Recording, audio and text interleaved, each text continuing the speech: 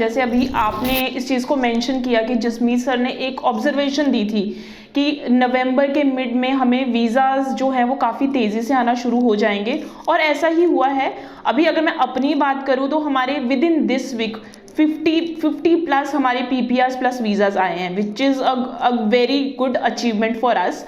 तो अभी भी मेरे पास ये पिछले 2-3 दिन के ही हैं, ये इनफैक्ट आज के ही हैं ये जी, 17 नवंबर के हैं जिनके वीज़ाज़ आए हैं। टोटल अगर मैं काउंट करूँ तो ये 11 वीज़ाज़ हैं तो जो आज आए हैं। तो मैं एक बार वो सारे स्टूडेंट्स का नाम लेना चाहती हूँ।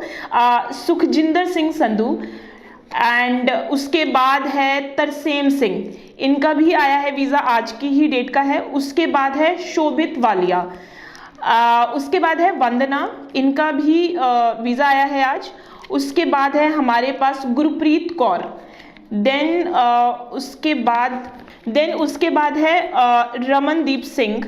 रमनदीप सिंह का वीज़ा आया है। उसके बाद है रिद्धिमा शर्मा का वीज़ा आया है। रविंदर सिंह का भी वीज़ा आ गया है। इनकी प्रोफाइल थोड़ी सी ट्रिकी थी बट आई एम ग्लैड इनका वीज़ा आ चुका है। एंड उसके बाद है अर्शदीप सिंह का वीज़ा आया है, एंड मनदीप सिंह। तो ये आज की हमारे पास जो वीज़ाज़ हैं ये सिर्फ 17 के ही हैं। तो अगर मैं पूरे वीक की बात करूँ तो 50 प्लस पासपोर्ट प्लस वीज़ाज़ आए हैं। मैं बात करती हूँ तो पीटी की लास्ट वीक ही हमारे पास 5 स्टूडेंट्स थे जो पीटी बेस्ड थे एंड उनका वीज़ाज़ आया है। अभी पहले हो रहा था कि कनाडा रिफ्यूज़ल दे रहा था, वो एक ट्रेंड बन चुका था।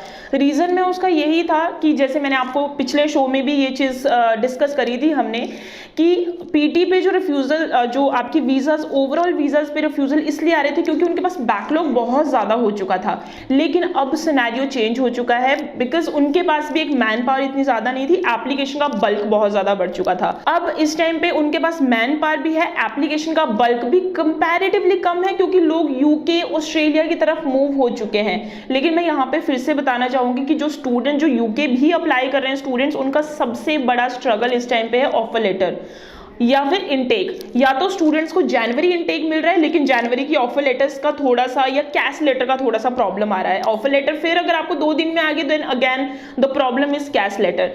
और उसके बाद जो उनका इनटेक है वो सितंबर मिल रहा है। लेकिन कनाडा में अभी वी हैव मे इनटेक, तो मे इनटेक में भी स्टूडेंट्स अप्लाई कर रहे हैं और सबसे पॉजिटिव रिजल्ट आ रहा है जिन केसेस की हमने रीफाइल करी है।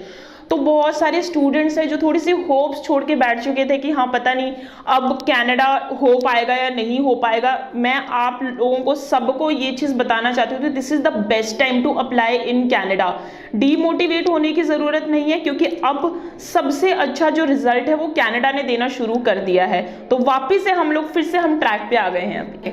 तो अगर किसी स्टूडेंट का रिफ्यूज़ल आया है कनाडा के लिए तो पहली चीज़ मैंने कि आपका जो कोर्स है, अगर आपका कोर्स रेलेवेंट है, अगर आपके कोर्स में प्रोग्रेशन है एंड अगर आप उसको जस्टिफाई कर रहे हो कि इंडिया में वापस आके इस कोर्स को करने का कुछ फायदा है, अगर आपका कोर्स ये तीनों चीज़ें लेके आ रहा है प्लस आपके पास सफिशिएंट आइल्स स्कोर है दैट इज़ 6 ईच, या फिर पीटी आपके पास 59 या 58 है, तो आप रीफाइल कीजिए। इसमें परेशान होने वाली कोई बात नहीं है। कई स्टूडेंट्स क्या करते हैं कि अब एक बार रिफ्यूज़ल आ गया दोबारा किसी और कॉलेज में अप्लाई करेंगे, फिर पिछले कॉलेज से रिफंड मंगवाएंगे, that will be the totally wastage of time and money.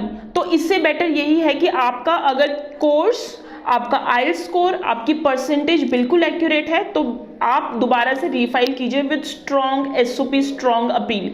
Visas आ रहे हैं, वीज़ाज आने शुरू हो चुके हैं।